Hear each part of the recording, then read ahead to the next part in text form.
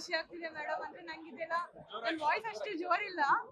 ಆ, ಇಷ್ಟು ಜನ ನಾನು ಯಾವತ್ತೂ ನೋಡಿರ್ಲಿಲ್ಲ. ಇವ್ರಿಗಾದ್ರೆ ಸ್ವಲ್ಪ ಪರಿಚಯ ಇರುತ್ತೆ. ನಾನು ತುಂಬಾ ಭಾವುಕಳಾದ್ರೆ, ತುಂಬಾ ಓವರ್ವಿಂಗ್ ಅನ್ನಿಸ್ತು. ಇಷ್ಟು ಪ್ರೀತಿ, ಇಷ್ಟು ಆಶೀರ್ವಾದ, ತುಂಬಾ ಖುಷಿ ಆಯ್ತು. ಮೈಸೂರಿನಲ್ಲಿ ಸೆಟ್ಲ್ ಆಗುವಂಥದ್ದು, ಮೈಸೂರಿನಲ್ಲಿ ಹಂಗೇನಿಲ್ಲ ಸರ್, ಮೈಸೂರಿಗೆ ಬರ್ತಾನೆ ಇರ್ತೀನಿ. ಕೆಲಸ ಎಲ್ಲೆಲ್ಲಿರುತ್ತೆ ಅಲ್ಲಿ.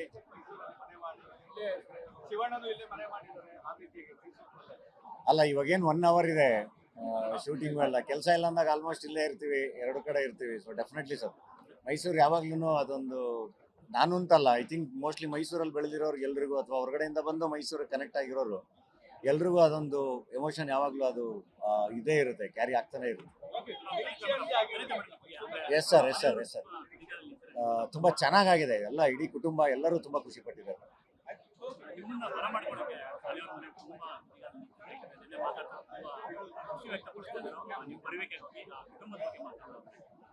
ಅವ್ರ ಕುಟುಂಬ ನನ್ನ ಕುಟುಂಬ ಇದ್ದಂಗೆ. 1 ವರ್ಷದಿಂದ ಇದೀವಿ ಸರ್. ನನ್ನ ಮನೆಗೆ ಹೋಗೋ ತರ ಫೀಲಿಂಗ್ ಇದೆ. ತುಂಬಾ ಖುಷಿಯಿಂದ ನಾನು ಹೋಗಕ್ಕೆ ಕಾಯ್ತಾ ಇದ್ದೀನಿ ಇವಾಗ.